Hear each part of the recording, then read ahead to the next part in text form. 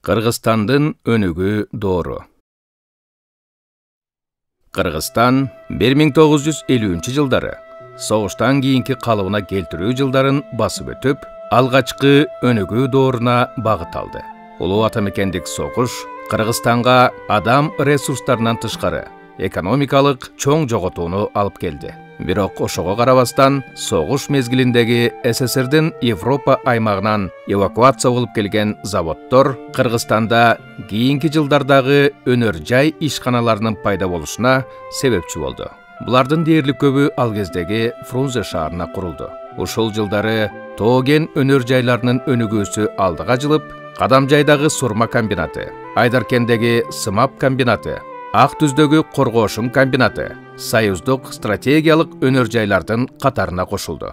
1950-жылдардагы атомдук доордун башталышы менен уран кенин өндүрүү иштери жолго коюлуп, СССРдин аскердик өнөр жай комплексинин негизги маанилүү ишканаларына айланды.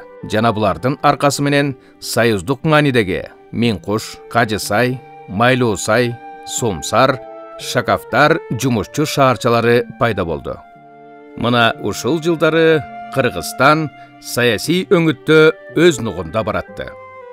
Товарищ Сталин в своей телеграмме первой Кыргызской областной партийной конференции начертал боевую программу работы нашей организации. Он писал: Каракыргызская область, упирающаяся одной частью китайский Туркестан, другой, смотрящий через Гиндукуш на Великий Индостан, занимает особо важное положение в деле распространения идей Советов на Востоке. Задача каракыргызских работников состоит в том, чтобы вовлечь трудовые массы области в управление страной и помочь им построить хозяйство, укрепить советы, улучшить администрацию, поднять национальную культуру, сделать власть родной и близкой народу и тем показать окружающим народам на деле превосходство советского строя над патриархально-феодальным буржуазным строем. 46-жылы Кадысайда уран кен ачылып калат. Уран 238. Кадысайдан Миңкушта.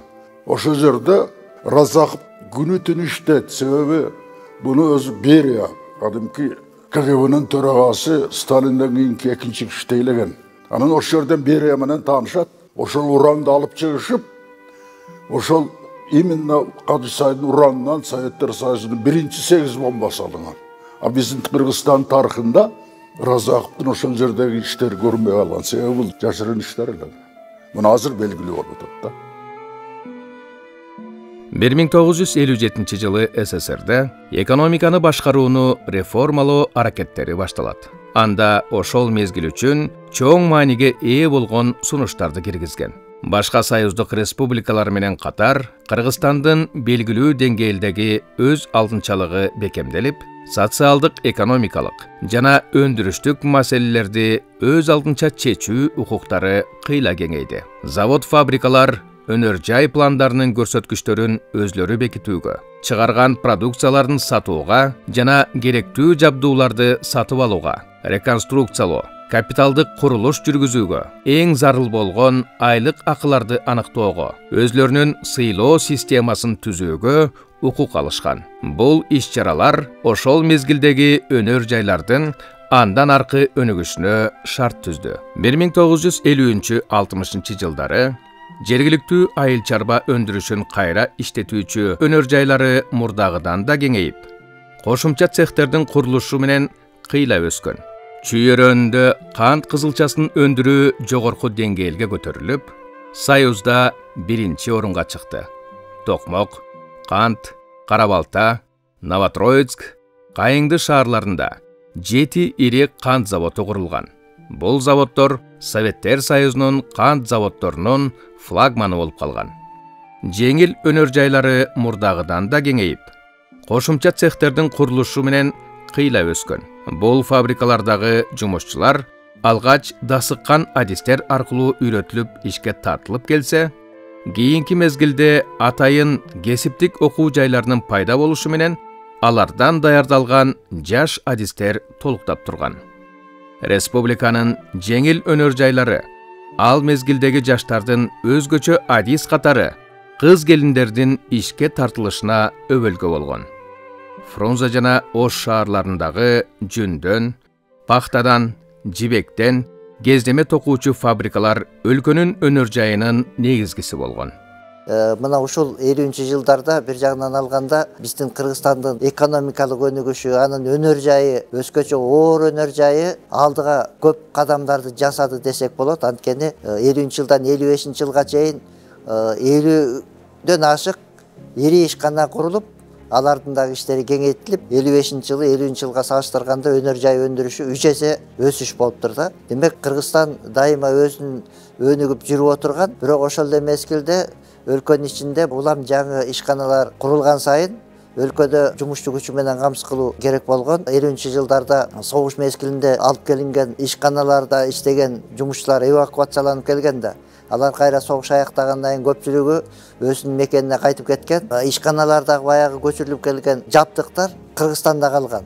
Аны теге Совет мамлекети кайра көчүрүп кетүү бул экономикалык жактан натыйжасыз деп эсептеп, аларды Кыргызстандын территориясында калган. Мунун натыйжасында Кыргызстанда согушка чейин индустриясы начар болсо, биздин өлкөбүздө калып калган ишканалар өлкөнүн индустриясынын өнөр жайын өнүгүшүнө чоң салым кошуп, андан аркы Кыргызстандын өнөр жай тармактарынын өнүгүшүнө абдан чоң салым кошту. Бирок ошол өнөр жай өнүгүп аткан учурда жумуштар кетип калгандан кийин жумушчу күчүн толуктош керек болгон. Жергиликтүү кадрлардын бир жагынан билими жетишпегендиктен, экинчи жагынан даяр кадрлар жок болгондуктан курулуп жаткан ишканаларга жумушчу күчүн, өзгөчө инженердик техникалык кадрларды сырттан алып келгенге аргасыз болгон. Бирок бул сырттан алып келүү дагы ошол ишканалардагы кадрдык керектөөнү толук менен камсыз кыла албаган. Ошонун натыйжасында баягы Кыргызстандын аймагында иштеп жаткан ишканалар көбүнчө бир сменде, ашып кетсе 1,5 сменде иштегенге туура келген.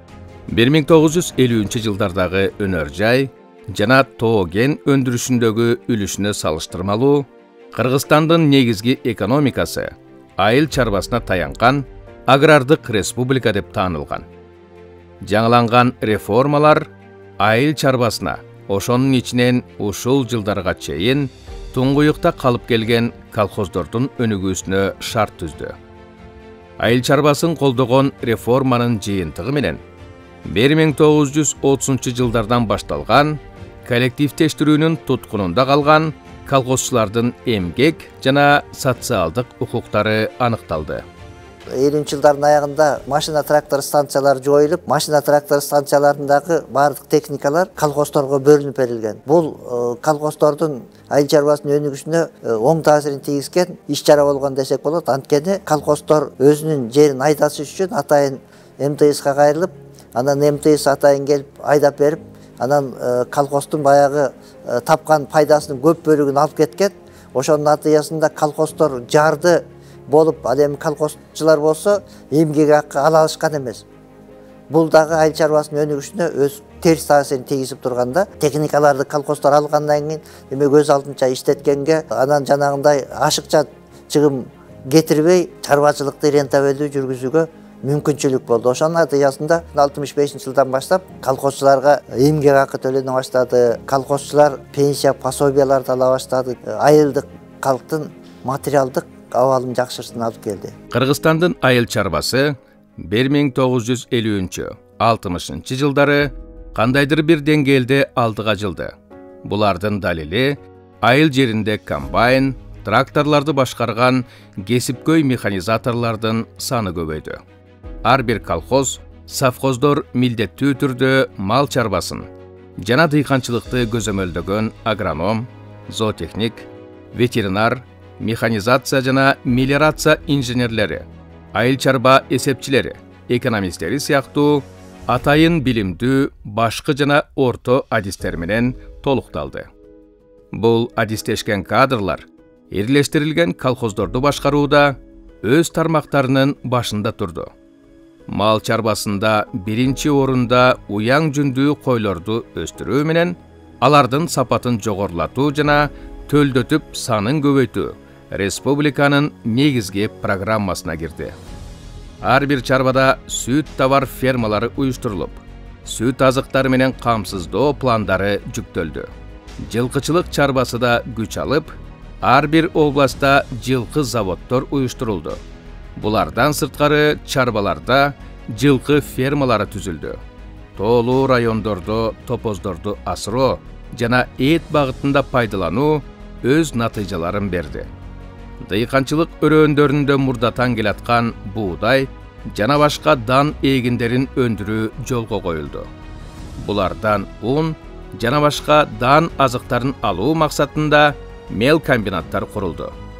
Жалпы өлкөдөгү кант шекерине болгон катуу муктаждыктар кант кызылчасынын аянттарын кеңейтүүгө алып келди.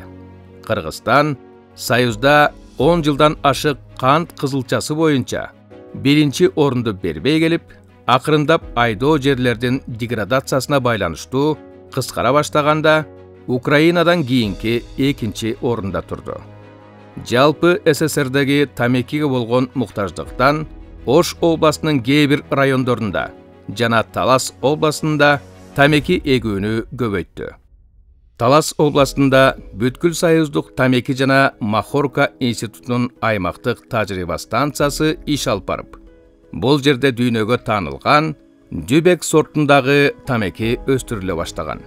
Бул учурда республиканын түштүк райондорунун өрөөндөрүндө дээрлик бакта өстүрүүгө өттү.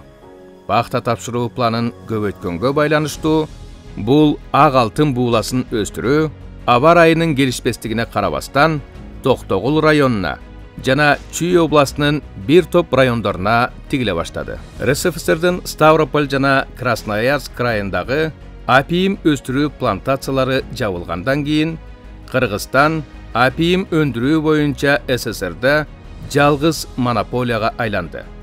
Кыргызстанда өндүрүлгөн апиим СССРдин жана бир катар чет өлкөлөрдүн фармацевтика өнөр жайын толук камсыздап турду.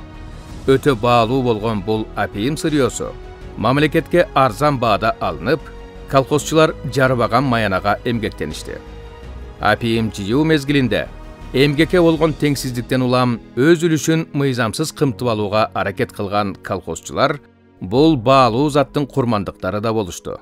Жаза катуу колдонулуп, жүздөгөн адамдар сот жообуна тартылып, узак мөөнөттөргө эркинен ажыратылышты. 50-жылдардын орто ченинде колхоздордо ирилештирүү жүргөн, бая майда чабал колхоздор биригип, мисалы үчүн 1700 колхоз бар экен. Ошолордун баарын бириктирип, мисалы үчүн 58-жылы 704 гана колхоз калган. Бул колхоздордун саны кыскарышы колхоздорду ирилештиргенге, анын экономикалык мүмкүнчүлүктөрүн көбөйткөнгө, өз алдынча экономикалык саясат жүргүзгөнгө, анан ошол колхоздогу жумушчу күчүн, башкаруучуларды, мисалы үчүн зоотехниктерди, мисалы үчүн агроном, ветеринар деген сыяктуу кадрларды бир жерге топтогонго, малды натыйжалуу бакканга, көбөйткөнгө мүмкүнчүлүк болду. Ошонун натыйжасында айыл чарбасынын, мал чарбачылыктын Кыргызстанда натыйжалуулугу жогорулай баштады десек болот да, акырындап.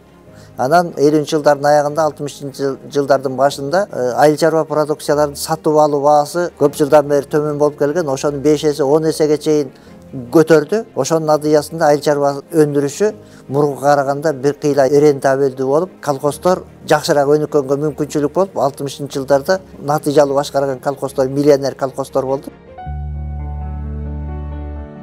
Кыргызстан өзүндөгү жумушчу ресурстарынын жетишпей жаткандыгына карабастан, Казакстандын жана Алтайдын дың жерлерин өздөштүрүүгө, Байкал-Амур магистралын курууга миңдеген улан кыздарын жөнөтүштү.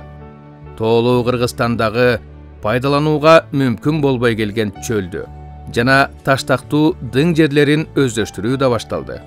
Мындай дың жерлер ар бир областтын, ар бир райондун жана колхоздордун аймагында орун алган. Адам колу мурда тийбеген чөлдү жана таштактуу талааларды багындыруу оңойго турган жок. Республика боюнча 1958-1985 жылдары 147 000 гектар чөлдү жана таштактуу жерлер акырындап өздөштүрүлүп, суу жеткирилди. Ал жерлер эгин жана жүзүм өскөн жашыл аймакка айланды.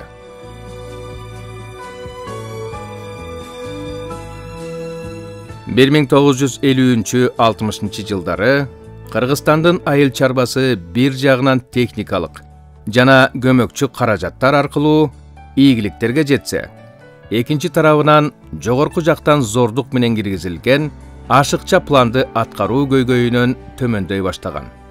Буга кошумча Хрущевдук уран коммунизмди курууда мамлекеттик өндүрүшкө зыян алып келет деген мыйзам токтомдору менен жеке менчикти кескин кыскартуу иш-чаралары башталды. Тилекке каршы мындай акмалар ошол мезгилде жалпы элдин, өзгөчө айыл жериндегилердин жакырланышына алып келди. Учурунда терең ойлонулбай жүргүзүлгөн мындай катачылыктар кийинки бийликтин учурунда жоюлуп, айыл жериндегилерге жеке менчикке белгиленген өлчөмдө мал жандыктарын күтүүгө уруксат берилди. Тоолуу өлкө Токой массивтерине да жетишерлик эйлик кылат. 1950-жылдардагы жыгач материалдарына болгон муктаждыктан улам жергиликтүү Тянь-Шань жана арча карагайларын туруктуу пайдалануу максатында аларды пландуу кыркуу башталды. Алынган жыгач материалдарынан зарыл болгон мебель буюмдарын жасоого жана үй курулуш материалдарын даярдоого жумшалды. Бул максатта алгач жыгач иштетүүчү заводдор түзүлүп, келечегинде Кыргыз мебель өндүрүштүк бирикмеси пайда болду. 1929-жылдан башталган кичи гэстердин курулушу уланып, Аламидин кичи гэстери, Пржевальск, Ош кичи гэстерине улай ар бир райондун аймагында кичи гэстердин курулушу милдеттүү болуп калды. Жана жарыктандыруу кыйла өстү. Бирок ушул 50-жылдары энергетика таңсыктыгы өтө көйгөйлүү боюнча калган. 1930-жылы башталган 7 жылдык билим берүү ушу 52-жылы өзүнүн этабын аяктап, анан 59-жылдан баштап 8 жылдык билим берүүгө өткөн да. Бул дагы биздеги жакшы көрүнүштөрдүн бири катары эсептесек болот. 1951-жылы мамлекеттик университет ачылат. Бул 5 факультет болуп, ушул биздеги Кыргызстандагы адистердин даярдалышына өзүнүн чоң салымын кошкон. Анан 1954-жылы ушул биздин Фрунзе шаарында политехникалык институттун ачылышы дагы бул өтө маанилүү окуя катары эсептесек болот. Бул политехникалык институт ушул университеттин эле факультетинин базасында өзүнчө институт болуп ачылат. 1954-жылы Илимдер академиясынын ачылышы дагы бул республиканын тарыхындагы өтө чоң мааниге ээ болгон окуя болуп эсептелет. А бирок чындыгында бул Илимдер академиясы жөндөн эле мындай ачыла калган эмес, ага чейин эле алсак ушул Совет бийлиги орногондон кийин эле ушул Кыргызстандын аймагында илимий изилдөө иштерине көп көңүл бурулуп, мисалы алгачкы бийлик органы Ревком уюшулганда эле илимий комиссиянын түзүлүшү менен дагы мүнөздөлөт да. Ушундай илимий комиссия, анан кийин академиялык борбор болуп ачылат. Анан кийин атайын 37-жылы илимий комитет болот. 1943-жылы болсо ушул СССР Илимдер академиясынын филиалы катары ачылган. Анан 1954-жылы бизде бир топ ушундай илимий кызматкерлердин санынын көбөйүшү менен ушундай Илимдер академиясынын ачылышы билим берүү Кыргызстандагы илимдин өнүгүшүндөгү өтө чоң окуя болгон. Терс дагы көрүнүштөр болгондугун айта кетишибиз керек деп ойлойм. Мисалы 1952-жылдары Кыргызстандагы идеологиялык иштер жөнүндө өзүнчө бир пленум өткөн Кыргызстан коммунисттик партиясынын борбордук комитетинде. Ошол жерде биринчи катчыбыз Исхак Разаков өзү доклад кылып, туура эмес болуп жаткан идеологиялык иштерге аябай мындай кайрылган да. Бул пленум атайын ушу идеологиялык иштерге кайрылган пленум болгон. Ал жерде буржуазиялык улутчулдук көз караштар өкүм сүргөн деген мааниде биздин жазгыч, агартуучу акындардын чыгармачылыгына мындай тыюу салган сөздөр айтылган. Мисалы, Молдо Кылыч, Алдаш Молдо, Молдо Нияз ушулардын чыгармачылыгын мектепте окууга тыюу салуу жөнүндө айтылат да. Эми бул эмнеден башталды деген суроо туулушу мүмкүн. Бул Кыргызстан өзүндө жөндөн эле башталып калган эмес, анткени 1946-жылы Ждановдун доклады аябай мындай кеңири белгилөөдө тарыхтачы. Бул Жданов ошол мезгилде Зощенко, анан кийин Анна Ахматованын чыгармачылыгын сындаган, анын чыгармаларын басып чыгарган Звезда, Ленинград деген журналдарды аябай сынга алган доклад жазган борбордук комитетте.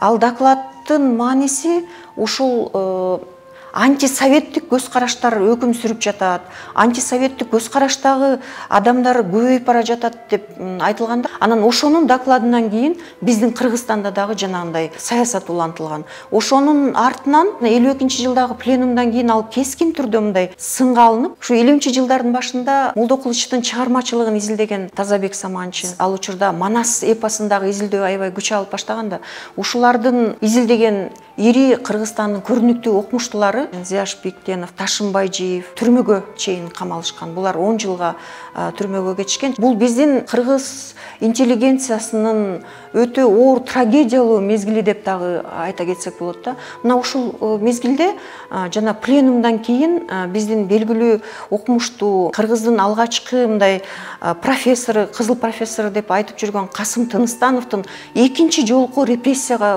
дуушар болушу дагы ушул жылдарга тиешелүү. Кайрадан сындалып баштайт да. Анан ушул жылдары аны кайрадан репрессияланып, башкача айтканда анын чыгармаларын мектепте окутууга тыюу салынган. Булардын кайрадан акталышы бул 80-жылдардан кийин гана ошо ишке ашты да. 1950-60 жылдардын аралыгында республиканын социалдык жана маданий акыбалында кыйла өзгөрүүлөр болду. 1958 жылы Фрунзе шаарында телемунарасы тургузулуп, шаардыктарга алгачкы телевизор көрсөтүлө баштады. Телерадио комитети түзүлүп, кыска убакыттын ичинде радио теле эфири дээрлик бүт республиканы камтыды. Орто билим берүүчү мектептердин саны көбөйүп, жаңы техникумдар, жогорку окуу жайлары ачылып, билим берүү тармагында алгылыктуу жылыштар болду. Өзгөчө медицина тармагы жалпы элдин саламаттыгын сактоого болгон иш-чараларды күчөттү.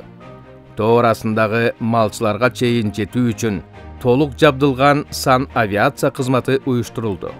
Республика боюнча жаңы ооруканалардын салынышы көбөйүп, аларда иштеген атайын билимдүү медицина кызматкерлеринин саны арбыды. Ысык көлдөгү, Ысык Атадагы, Жалал Абаддагы курортторго жаңы даарылоочу корпустар салынды. Жеткинчек балдар үчүн пионер лагерлер эшигин ачты. 1958 жылы 14 октябрда кыргыз искусствосунун жана адабиятынын Москвадагы 10 күндүк экинчи декадасы ачылды.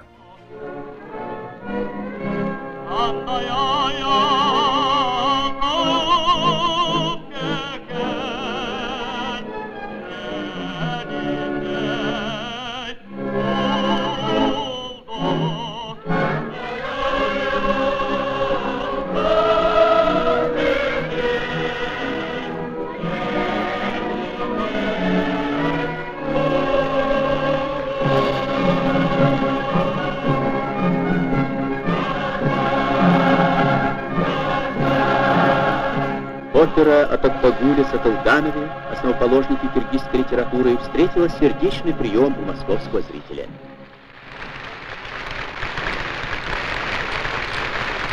Коомго оор учурлар түшкөн кезде аялдардын мойнуна негизги жүк түшкөн.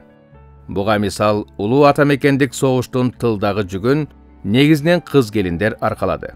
Ошол себептүү өлкөнүн башкаруу саясаты аялдардын коомдогу тең укуктуулугун сактоону ишке ашырууга бардык күчүн жумшады. Партиялык органдардын кадрлар боюнча ишинде гендер маселеси эч кандай норма койбостон эле дайыма сакталып келген. Гүлипа Кондучалова, Батыш Салиева, Сакен Бегматова, Жумагүл Нусупова, Жамал Ташыбекова жана башка ушул сыяктуу чыгаан жетекчи аялдардын ишмердиги да дал ошол жылдарга туура келет. Кадрлар мына ушинтип даярдалып, өстүрүлүшкөн. 52 жылдын башында Нарынга жиберди мени. Нарынга обком комсомолдун агитация пропаганда боюнча катчысы кылып жиберди. Ошо бойдон мен ошо жерде иштеп, экинчиси болдум, анан биринчиси болдум ошол обком комсомолдун. Анан ошол жерден облус балкомго орун басары кылып көтөрүштү мени. Анан ошондон Тогуз Торого райком партиянын биринчи секретары болуп жиберишти. Ошол райондук комитеттин, партиялык комитеттин биринчи катчыларынан мен алгачкылардан болуп шайландым. Мага чейин болгон эмес экен. Ошол мезгилде мен Исхак Разакович менен көрүшүп калдым. Ошто пахта майрамы болуп калды. Нарын облусу менен Ош облусу социалисттик мелдешикке чыгышкан экен. Анан ошон үчүн пахта майрамына облустан өкүлдөр барышы керек экен. 15 киши бардык. Ошо делегация менен бирге обкомдун биринчи секретары Балтагулов, Төрөгелди Балтагулович, Исхак Разакович өзү башында болуп, анан узатып коюп, анан кетти.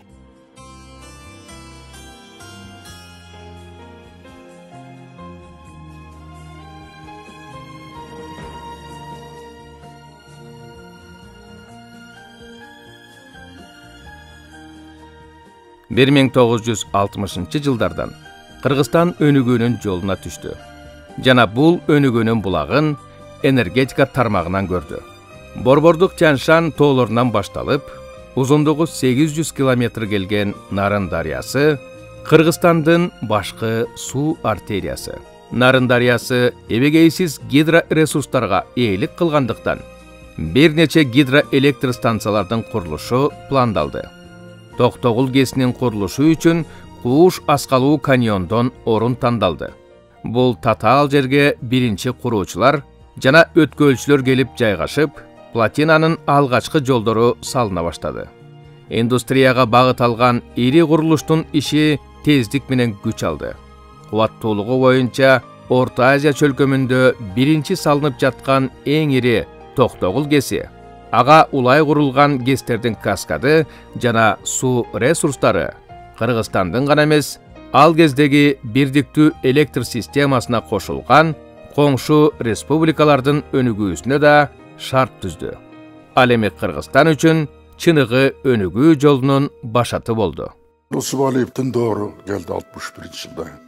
Бул кишинин эң мыкты жери энергетиканы колго алган, керери менен. Bir plan түзөт, 1961 жылдан көп жылга план түзүлгөндө, генеральный план. Ошол генеральный план ушунчалык негизди түзүлгөн, ошо энергетиканы өнүктүргөнчө. Ошол негиздинде борбордук мамлекеттик уюмдар макул болот ушул план. Күчтүүлүгүн карап туруп макул болот. Ошондон жанагы ат баршы, үч коргон ГЭСтер акыры Токтогул менен бүтөт. Токтогул ГЭСи деген жанагы Египеттеги Асуандан дагы күчтүү проект. Аскага түзүлгөн энергетика. Азыр дагы бир шедевр да. Технологиянын, техниканын шедеври. Эми ушунда карабайсың, канча гектар суунун астында калды. Ошонун баары пландалган. Кайда көчүрөбүз? Ал эл кайда барып жашайт? Кайсы жайтты пайдаланат? Ошого чейин детальный планды карап отурсаң таң каласың. Грамотный да Турдакын Нусубалиев абдан сабаттуу киши болгон. Өз учурундагы эң сабаттуу кишилердин бири болгон. Турдакын Нусубалиев.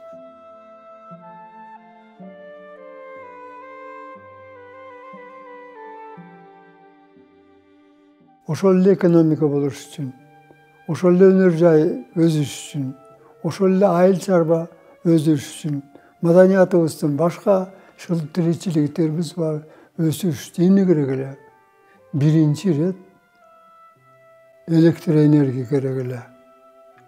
Эгерде энергия болбогондо биз ошол убактарда эле кыйын акыбалга калмакпыз.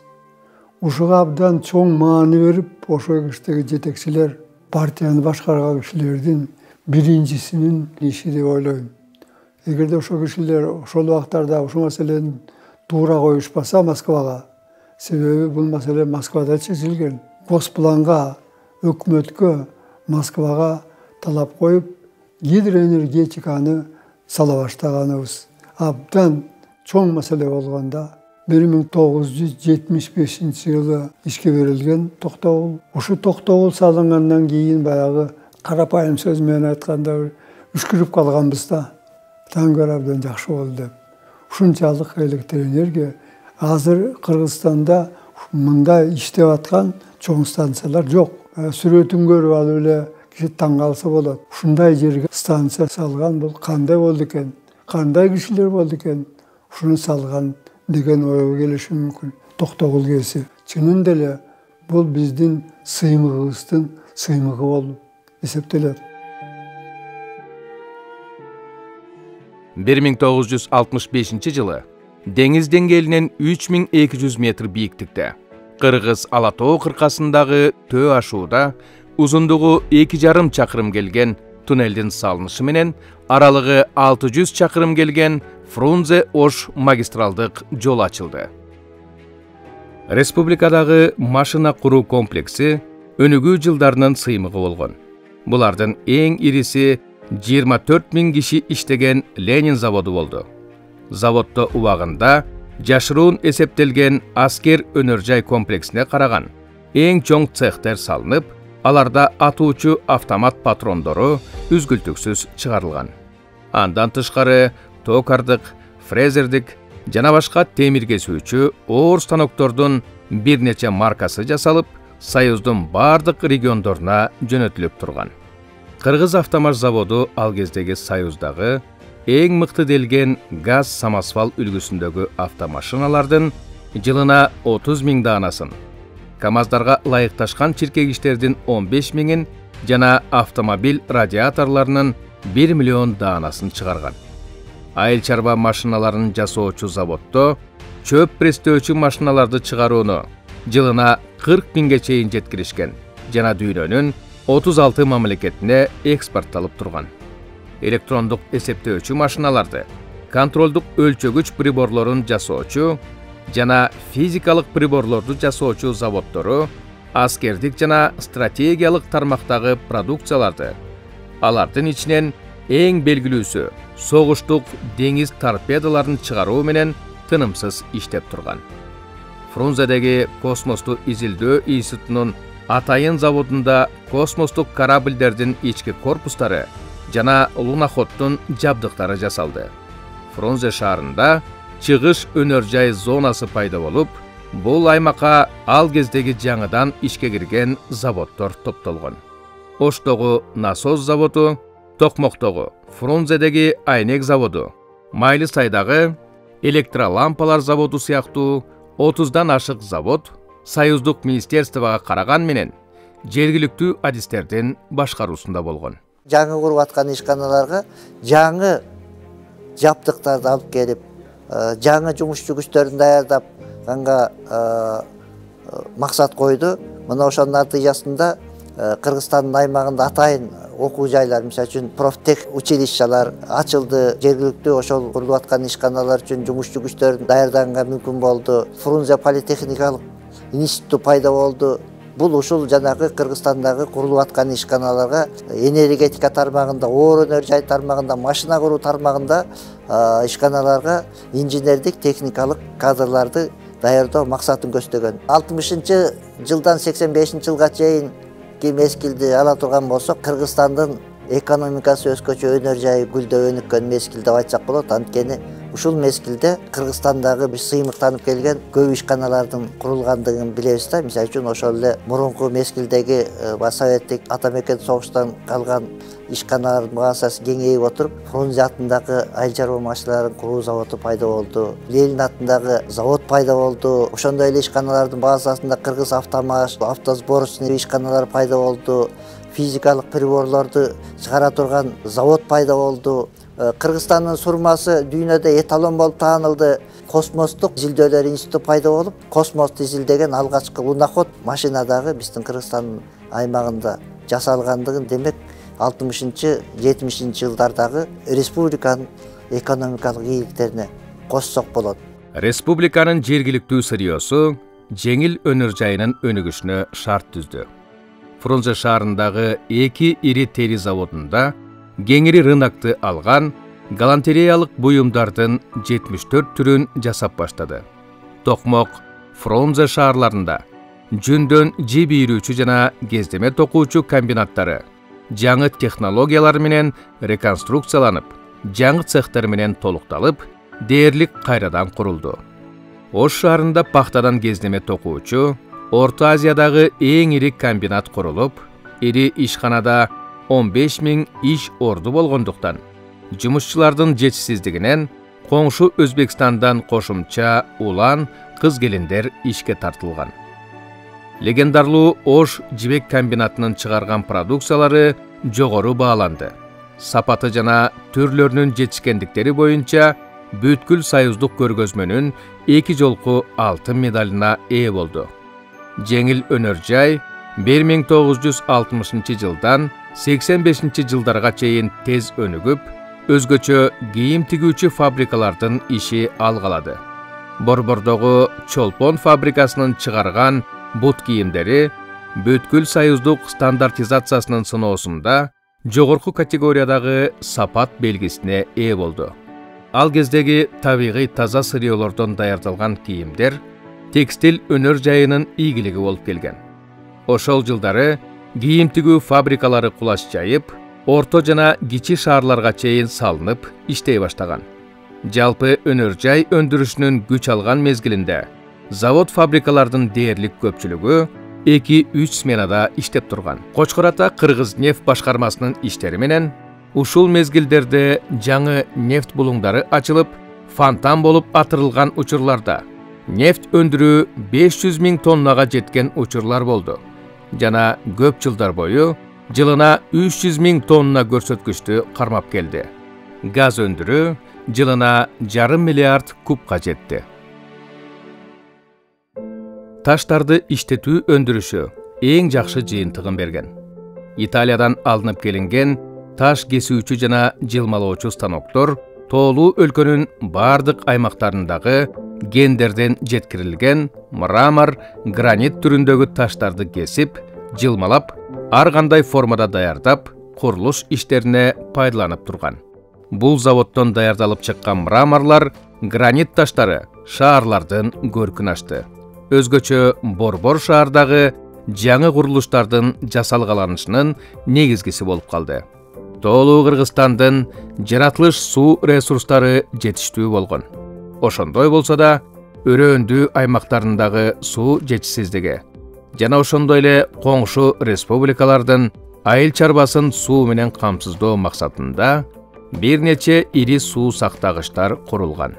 Негизинен Кыргызстандагы суу сактагычтардын көпчүлүгү бүгүнкү күнгө чейин коңшу республикалардын суу ирригациясына кызмат кылат. Республикада өнөр жайдын жана айыл чарбасынын өнүгүшү менен катар шаарлар, айыл кыштактарда өнүгүп жакшыра баштады. Начар жана жараксыз үйлөрдүн үлүшү азайды. Мындай иштер өзгөчө Фрунзе жана Ош шаарларында болду. Калкты бекер турак жай менен камсыздоо кыйла өстү. Мындай процесстер республиканын түштүгүндө да интенсивдүү жүрдү. Адим электр станциялары электр энергиянын өнүгүшүнө мүмкүнчүлүк берди. Электр энергиянын өндүрүшү өнөр жайынын өнүгүшүнө мүмкүнчүлүк берди. Анан ошол эле электр энергиянын көбүрөөк өндүрүлүшү айыл чарбасын электрлештирүүгө, баардык кашарларга чейин электрлер жеткиргенге, демек малчылар мурункудай караңгы сарайларда эмес, жарык кашарларда жашаганга, ошол эле малчылар мурункудай начар үйдөрдө эмес, алар үчүн баардык шарттар түзүлгөн, атайын талаптарына ылайык келген үйлөрдү салганга мүмкүнчүлүк болду. Мунун баардыгы ошол 60-80 жылдардын ичинде жетишилди. Түштүктүн райондорунда пахтачылык өндүрүшү болду. Ошол 80 жылдарда 220 000 тоннага чейин жеткен пахта өндүрүшү көбөйдү. Жибек өндүрүшү болду. Бул жөн эле пахтаны, жибекти өндүрүп койбостон ошолорду иштете турган ишканалар пайда болду. Буга чейин Кыргызстан сырьёну өндүрүп, бирок андан эчтеке даярдабай, анан башка республикаларга жөнөтүп турган. Ал эми 60-80 жылдарда ошол өндүргөн продукциянын бир бөлүгүн Кыргызстандын ичинде өндүргөнгө мүмкүнчүлүк болду. Ал улам кийинки жылдарда 60-80 жылдарда улам кеңейип, Кыргызстан аймагында эле көптөгөн фабрикалар пайда болгон. Ошентип Кыргызстан индустриалдык агрардык мамлекетке айланып, элдин турмуш тиричилиги жакшырды. Кыргызстандын өнүгүү мезгилинде эл чарбасынын бардык тармагында өндүрүштүн алдыңкы инсандары болгон. Ушундай инсандардын бири Рахматалы Сартбаев, Жумгал районундагы Чаек колхозунун башкы чабаны. Рахматалы Сартбаевга 1957 жылы 23 жашында СССР Жогорку Советинин президиумунун указы менен мал чарбасындагы көрүнүктүү ийгиликтери үчүн социалисттик эмгектин баатыры деген ардактуу наамы ыйгарылган. Ал 24 жашынан эле СССР Жогорку Советинин 2 жолку чакырылышынын депутаты болду. ошол мезгилдеги жаш кинорежиссер Болот Шамшиев бул уникалдуу каарман тууралуу «Чабан» деген мыкты документалдуу фильмди жараткан.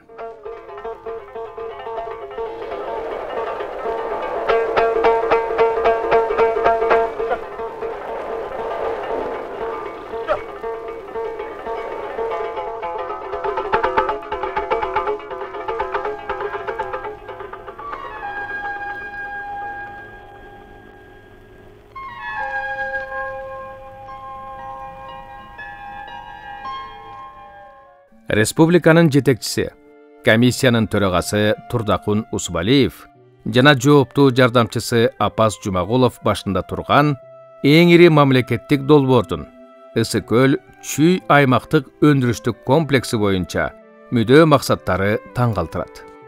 Долбоор Кыргызстандын аймагында жаралып, жана 192 чакырым аралыкты басып өтүп, Кытайга кирип кеткен Сарыжас дарыясынын суусунун бир бөлүгүн бурууга негизделген. Долбоордун негизги максаты деңиз деңгээлинен 3300 метр бийиктиктен агып түшкөн дарыянын жарымына жакынын буруу болгон. Муну менен Ысык көлдүн түндүгү аркылуу узундугу 235 чакырым келген ири каналды куруп, Ысык көл жана чүй өрөөнүнүн 200 000 гектар кайрак жерин өздөштүрүү жана кубаттуулугу жылына 5 миллиард киловатт болгон 4 ГЭСтен сырткары эң башкысы Ысык көлдүн тартылып кеткен деңгээлин толуктоо болгон. Бул маселени чечүүгө СССР Илимдер Академиясы дагы кошулуп, президенти академик Александров башында турду. Окумуштуулардын эксперттик корутундуларынан кийин кабыл алынсын деген чечим чыкты.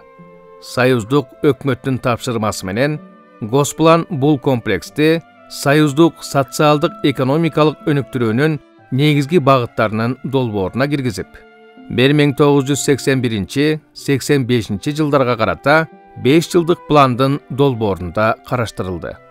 Андан тышкары СССРдин түстүү металлдар министрлиги жылына 3000 тонна калай жана вольфрам өндүрүүчү комбинаттын курулушун баштады. Эңилчекке чейин заманбап 132 чакырым жол салынды. 168 чакырым 110 киловатт электр өткөрүүчү линия, 5 кабаттуу 3 жатакана жана турак үйлөр курула башталган эле. Тилекке каршы Советтер Союзу кулагандан кийин Ысык көл чүй аймактык өндүрүштүк комплекси анын ичинде Сарыжас суусунун ресурстарын пайдалануу боюнча бардык иштер токтоду. Апас Жумагулов Ысык көл чүй аймактык өндүрүштүк комплексин азыркы убакытта толугу менен болбосо да, улантып кетүүгө мүмкүнчүлүктөр бар экенин эскертип, катуу киришсе ишке ашып кетерине ишенет. 1977 жылдары СССРда электроника өнөр жайына керектелүүчү жарым өткөргүч материалына болгон муктаждыктан улам мамлекеттик пландоо комитети 1600 тонналык заводду курууну чечет. Тендер жарыяланып, республикалар сунуштарын оозунуп бере баштайт. Бул ири долбоорго болгон таймашта Кыргызстан кандай да болсо тендерди утуп алуу жолдорун издейт. Комиссиянын жетекчилерин, проекттин авторлорун Таш көмүр шаарына алып барышат. Ал жердеги заводко жетишээрлик энергия бере алган Шамалды Сай ГЭСин, темир жолду, таза суусун жана башка шарттарын көрсөтүшөт. Талыкпай чуркаган аракеттердин жыйынтыгы менен Кыргызстан союздук маанидеги бул ири долбоорду жеңип алат. 1980 жылы каражат бөлүнүп, экспортко багыт алган жарым өткөргүч материалдар заводунун курулушу башталат.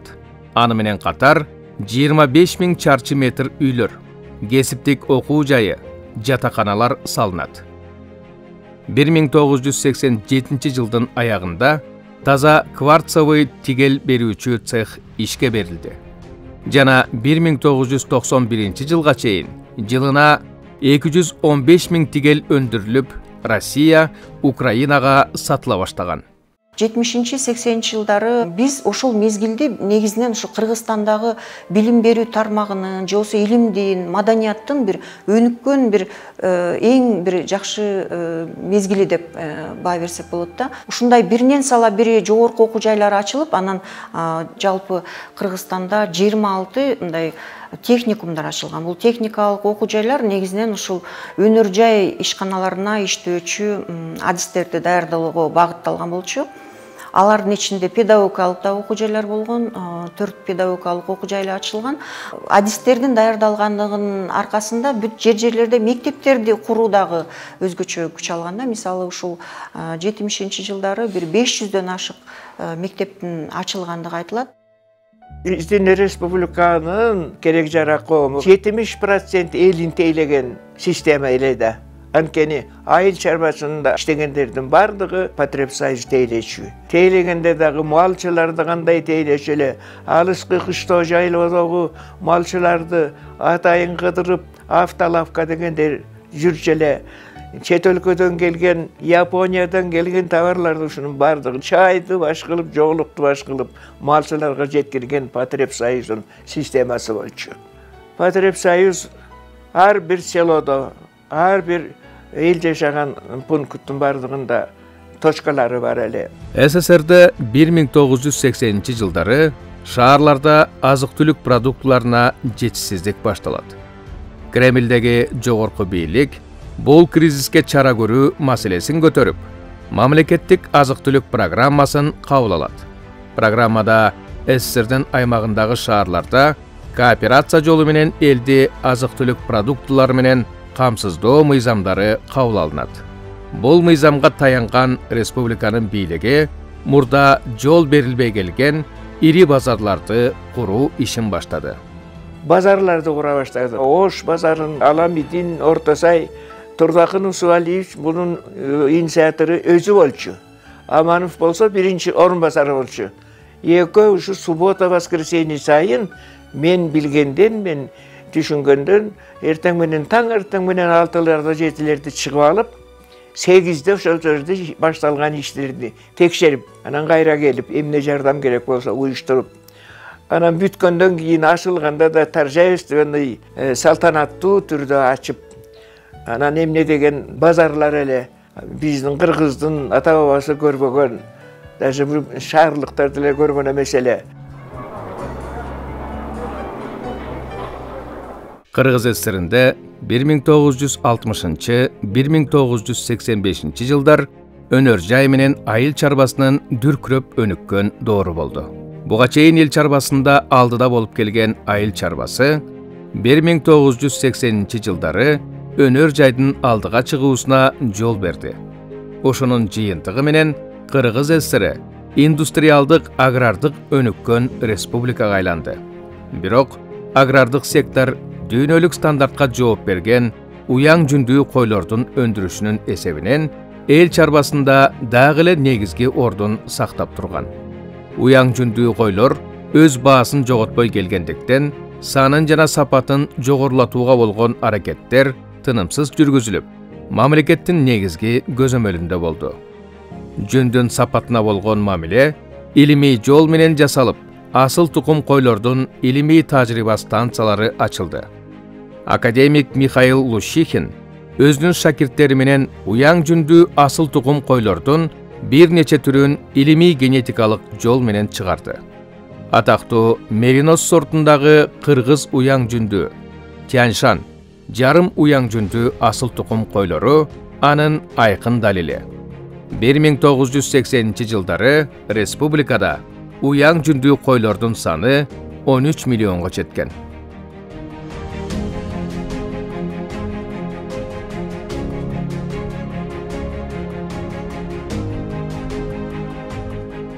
Бир 1976 жылы Кыргызстандын жетекчилиги Россиянын кара топурактуу эмес аймагын өздөштүрүүдөгү программага шефтик жардам көрсөтүүгө чечим кабыл алат. Ярославль областындагы Кыргызстан совхозун курууга жыл сайын 500 адамдан турган студенттик отряд бир нече жыл эмгектенди. Бүгүнкү күндө заңгыраган үйлөр, мектеп, бала бакча, клуб жана башка бардык шарты менен мыкты салынган 3000 киши жашаган поселок Кыргызстан айыл чарба муниципалдык ишканасы деп аталат. Борбордук комитет өкмөт Кыргызстанда кен казуу өнөр жайларынын башында турду. Республикада алтын казуу өнөр жайынын туңгучу болгон макмал алтын комбинатын ишке киргизүү боюнча жумуштарды жетектеди. СССРдин өкмөтү Кыргызстандагы алтын кендерин толуктап чалгындоо жөнүндө маселени бир нече жолу көтөрүп, Комтөр, Талдыбулак, Солжек, Чаткал аймагындагы жана жер үй кендерин издөө, чалгындоо жумуштарын жыйынтыктады. СССРдин запастар боюнча мамлекеттик комитети Комтөр кенин 613 тонна алтын запасы менен бекитти. Тоо кен байлыгын алалы.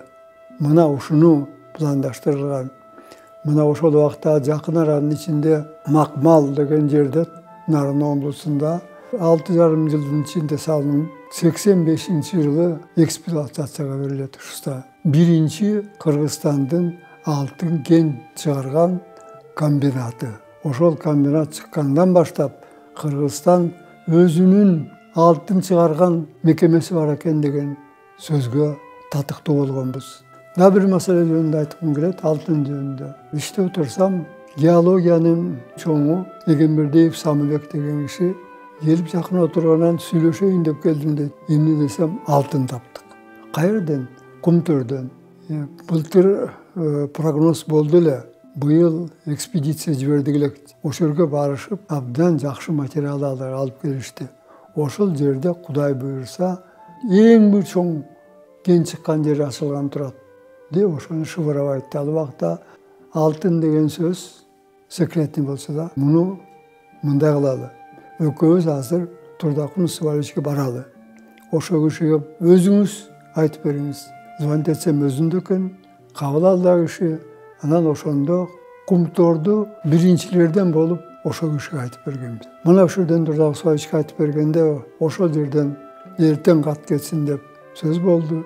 Эртеси күнү Москвага шифровка кетти. Ал киши өзүнүн каналы менен, биз болсо Самбек Абазов менен Министерство геологияга секретный почталар менен кат жазып жардам сурадык. Баланча техника керек экен, баланча каражат керек экен.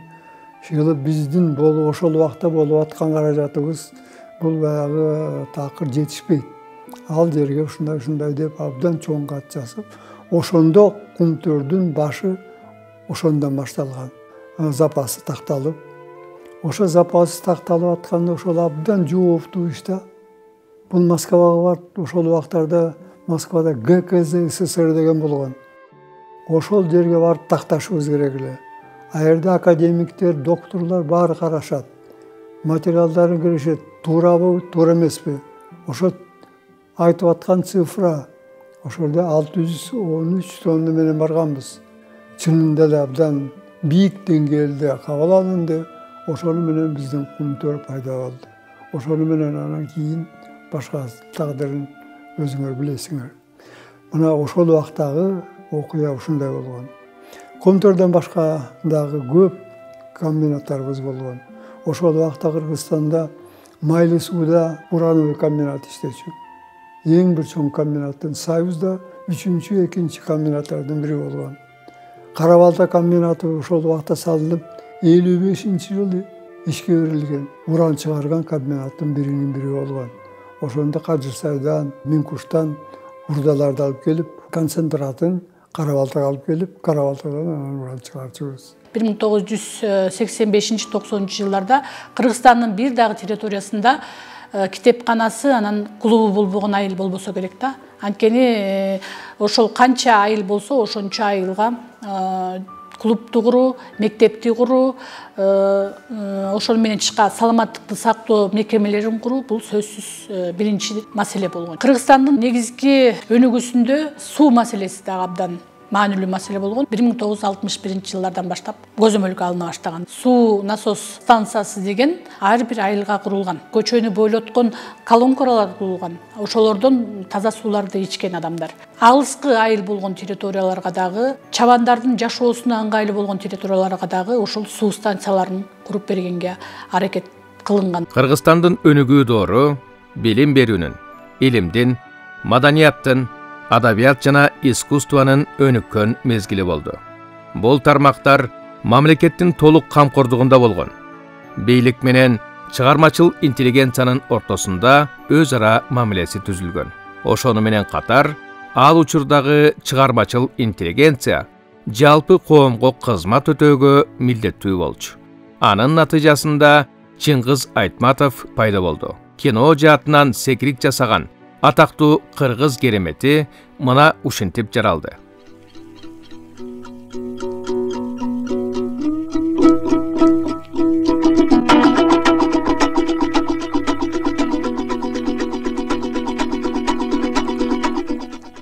Ушул жылдар ошол мезгилдеги кыргыз эстеринин гүлдөгөн доору болду. Башкача айтканда, эң кубаттуу гидроэлектростанциялар биринин артынан бири ишке берилип, республикада электрлештирүү толук жыйынтыгын берди. Өнөр жайлардын бардык тармагы жыл санап өсүп, машина куруу, электрондук эсептөө жана приборлорду жасоо заводдору күркүрөп иштеп, жеңил өнөр жайларынын бардык тармагы кулачын жайды. Кен байлыктардын бир нече түрлөрү казып алынып, аларды толук иштетүү жолуна коюлду. Шаарларда, областтын, райондун борборлорунда жана айыл жерлеринде курулуштар кулачын жайды. Жалпы калкты турак жай менен камсыздоо алда канча эселеп илгериледи. Социалдык багыттагы объектилердин салынышы күч алып, жаңы ооруканалардын, курорт, санаторийлердин, мектептердин, маданий жана спорт сарайлардын, ошону менен катар административдик мекемелердин салынышы милдеттүү нерсе болуп калды. Область, район, шаар аралык автомобиль жолдору тынымсыз эксплуатацияланып турду. Ал эми транспорт тармагына темир жол магистралы да чоң салым кошуп жатты. Көгүлтүр ысык көлдө жаңы кемелер, жүк ташуучу баржалар менен толукталган суу транспорты жанданды. Областтын борборлорунда, кээ бир райондордо жана шаарларда аба каттамындагы аэропорттор салынып, тынымсыз иштеп турган. Борбордо ал мезгилдерде саатына 1700 кишини тейлеген эң ири Манас аэропорту салынып ишке берилди. 1971 жылы СССР Министрлер Советинин чечими менен Ысык көлгө Крым жана Кавказ курорттору менен катарлаш бүткүл союздук саламаттыкты сактоочу аймагы деген статус берилди. Ушул мезгилдерден курорт санаторийлердин жана эс алуу жайларынын курулушу күч алды. Өзгөчө республиканын жүзү болгон Борбор шаар, ал кездеги Фрунзе шаары ушул жылдары жаңы курулуштар менен кеңейип, ал эми борбордук бөлүгү дээрлик кайрадан курулду. Император Октавиан Августун Рим шаары сыяктуу мрамор кийинген Фрунзе шаары чындыгында эле таза, бакшактуу, жанга жагымдуу борбор шаар болчу. Анда интеллигенттик жан дүйнөнүн, прогрессчил ой жүгүртүүнүн, оптимизмдин маанайы сезилип турар эле. Фрунзе шаары өзүнчө эле бир доор. Ошол кезде анда жашагандардын көбү ал жөнүндө сагыныч менен эскеришет. Жаш күнүмдө келсем анча баалабай, кечир мени тоолу өлкөм, турагым. Мен элүүдөн ашсам да жаш баладай, бет алдыңдан кыят албай турамын. Сени бар деп, сени медер тутамын. Бактылуусуң, гүлдөп өстүң бүгүн сен. Сен чоң чынар, а мен сенин бутагың. İçer suum, göre turgan günüm sen.